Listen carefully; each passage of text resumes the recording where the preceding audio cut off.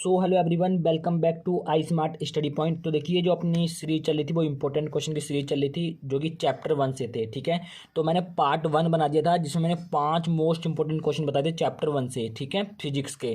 तो आज हम 5 क्वेश्चन और देखेंगे, चैप्टर 1 से ही होंगे। ठीक है, बहुत इंपॉर्टेंट क्वेश्चन है और एक बार में आपको समझ में आ जाएंगे। और पिछले वीडियो के जो क्वेश्चन थे 5 वो भी आपको एक बार में समझ आ जाएंगे। उनका लिंक सभी का डिस्क्रिप्शन बॉक्स में दिया हुआ है, ऑल वीडियोज़ का। बहुत इंपॉर्टेंट वीडियोज़ है, एक से बढ़ के एक। ठीक है, पार्ट 1 जरूर देख लीजिएगा, उसका लिंक भी आपको डिस्क्रिप्शन बॉक्स में दिया हुआ। चलिए देखते हैं आज का क्वेश्चन नंबर 6 क्या है। ठीक है, तो क्वेश्चन नंबर 6 देखिए क्या है, विद्युत द्विध्रुव आघूर्ण से आप क्या समझते हैं। ठीक है, तो विद्युत द्विध्रुव आघूर्ण क्या देख लेते हैं कि किसी विद्युत द्विध्रुव के एक आवेश का परिमाण। अब विद्युत द्विध्रुव क्या होता है कि दो आवेशों को जोड़ने वाला जो निकाय होता है वो विद्युत द्विध्रुव होता है। मान लीजिए जैसे मैंने ये लिख दिया। ठीक है, ये मैंने एक निकाय हो गया, इस पे प्लस क्यू आवेश है और इस पे माइनस क्यू आवेश है। तो ये दो आवेश है ना, इनको जोड़ कौन रहा है, ये एक निकाय जोड़ रहा है। ठीक है, तो ये अपना विद्युत द्विध्रुव होता था, मैंने पहले पार्ट में आपको बताया था।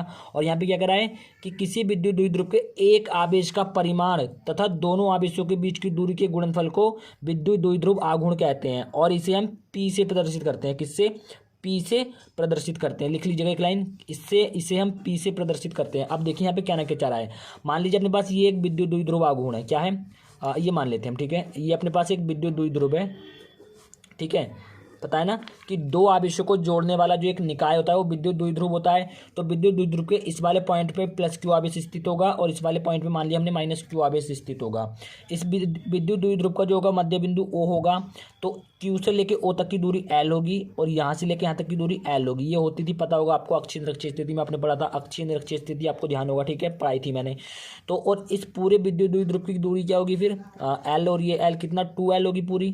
तो पूरे की क्या होगी, 2L। ठीक है, पूरे की क्या होगी, 2L। ठीक है, तो विद्युत द्विध्रुव के किसी एक आवेश, ठीक है, एक आवेश का परिमाण यानी कि Q, एक आवेश का परिमाण और उन दोनों के बीच की दूरी यानी कि 2L। ठीक है, इन दोनों के गुणनफल को हम क्या कहते हैं, विद्युत द्विध्रुव आघूर्ण कहते हैं, यानी कि P कहते हैं। क्योंकि विद्युत द्विध्रुव आघूर्ण को P से प्रदर्शित करते हैं। किससे? P से प्रदर्शित करते हैं। इसका मात्रक क्या होता है, इसका मात्रक होता है कूलाम मीटर। क्या होता है, कूलाम मीटर। तीनों क्वेश्चन अच्छे से याद कर लीजिएगा। ठीक है, ठीक है, क्या बोला मैंने कि किसी विद्युत द्विध्रुव के किसी एक आवेश का परिमाण तथा उस विद्युत द्विध्रुव या उन दोनों आवेशों के बीच की दूरी यानी कि 2L है दोनों आवेशों के बीच की दूरी। तो 2L दोनों आवेशों के बीच की दूरी के गुणनफल को हम विद्युत द्विध्रुव आघूर्ण कहते हैं और इसे हम P से प्रदर्शित करते हैं, कैपिटल P से प्रदर्शित करते हैं। और इसका मात्रक क्या होता है, कूलाम मीटर होता है। ठीक है, यहाँ पे लिखा हुआ साफ साफ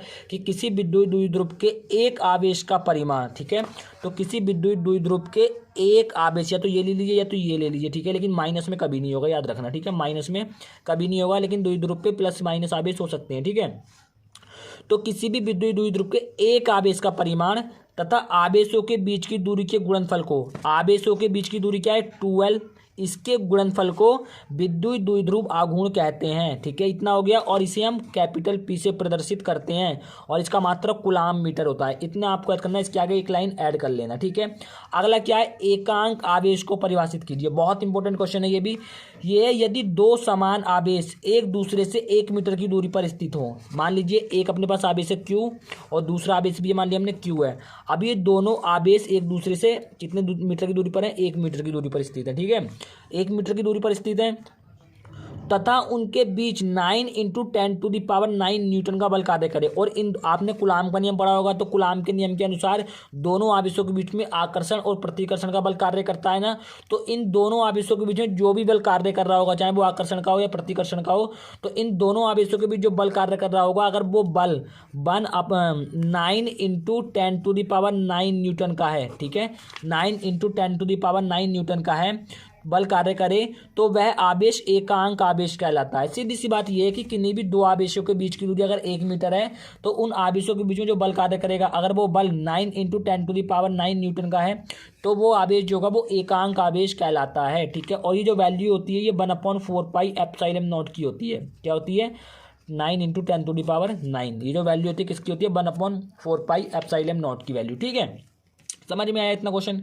बहुत बढ़िया क्वेश्चन था, ठीक है। अगला क्वेश्चन क्या है देखते हैं हम, ठीक है। सिंपल सी बात है कि कोई भी दो आवेश अगर एक दूसरे से 1 मीटर की दूरी पर स्थित होंगे और उनके बीच में जो बल कार्य करेगा वो 9 × 10⁹ न्यूटन का होगा, तो जो वो आवेश होंगे वो दोनों वो एकांक आवेश होते हैं, ठीक है। एकांक आवेश कहलाता है। समझ में आ गया? अगला क्वेश्चन देखते हैं क्या है अपने पास, बहुत बढ़िया क्वेश्चन है। तो अब देखिए अगला क्वेश्चन क्या है, अल्फा कण पर कितना आवेश होता है, ये है। तो अल्फा कण पर कितना आवेश होता है, तो लिखिए अल्फा कण पर 2 इलेक्ट्रॉन का आवेश होता है। कितने आवेश का? 2 इलेक्ट्रॉन का आवेश होता है। 2 इलेक्ट्रॉन का आवेश होता है, ठीक है। कितना? 2 इलेक्ट्रॉन। अब 2 इंटू इलेक्ट्रॉन, एक इलेक्ट्रॉन की वैल्यू कितनी होती है? 1.6 इंटू 10⁻⁻19, ठीक है। इतना समझ में आ गया? -19 होता है यहाँ पे, ठीक है। उसके बाद इसकी मल्टीप्लाई इससे कर दीजिए, तो ये कितना हो जाएगा अपने पास? ये हो जाएगा करेंगे तो 2 × 12 का 2, हासिल 1, 2 = 2 और 1 3, पॉइंट 1 के बाद 1 आ जाएगा, 3 पॉइंट इंटू 10⁻⁻19। समझ में आया?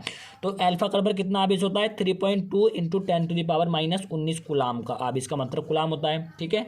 कूलाम का आवेश होता है, ठीक है। समझ में आई बात? अगला क्वेश्चन क्या है उसको देख लेते हैं, बहुत बढ़िया क्वेश्चन है भाई। 9वां क्वेश्चन क्या, देखिए विद्युत क्षेत्र को परिभाषित कीजिए। तो किसी भी आवेश के चारों ओर का वह क्षेत्र जहां तक उसका प्रभाव होता है तो वह क्षेत्र विद्युत क्षेत्र कहलाता है। बहुत ईजी, समझिए। देखो फिजिक्स समझने का काम है, फिजिक्स जिसने समझ ली भाई बहुत आसान है। देखो मान लो, जैसे मान लो आपका घर यहाँ पे है, ठीक है। ये आपका घर है, ठीक है। अब आपका घर होगा तो सीधी सी बात है, मान लीजिए ये आपका घर है तो आपकी पहचान घर के कुछ एरिया तक ही होगी। मान लीजिए जैसे अब मैं घर के एरिया तक तो नहीं बोल रहा हूँ, मान लीजिए कुछ घर के आसपास में जो शहर होंगे वहाँ तक आपकी जान पहचान होगी, ठीक है।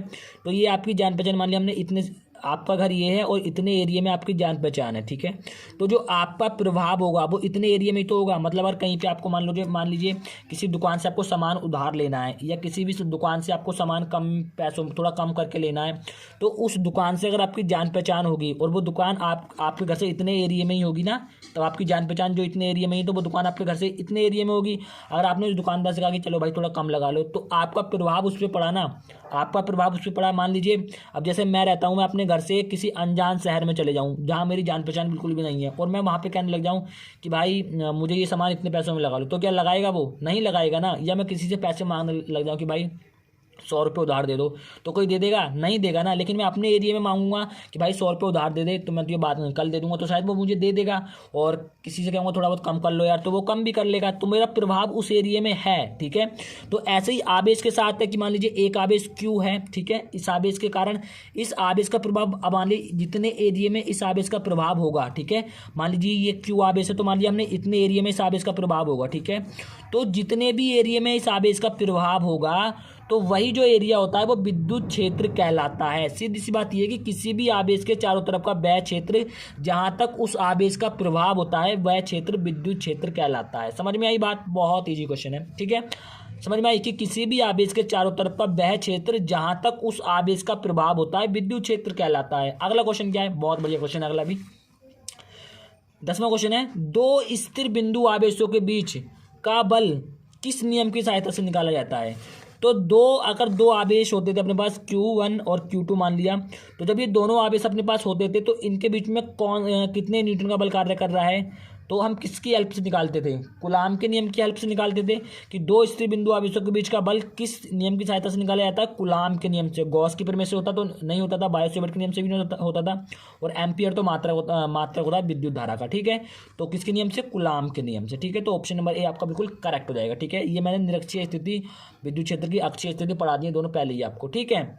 दोनों पहले आपको पढ़ा चुका हूँ, ठीक है। बहुत इंपॉर्टेंट है। तो हम मिलेंगे इसी के साथ किसी नेक्स्ट वीडियो में। आई होप कि आपको समझ में आया होगा।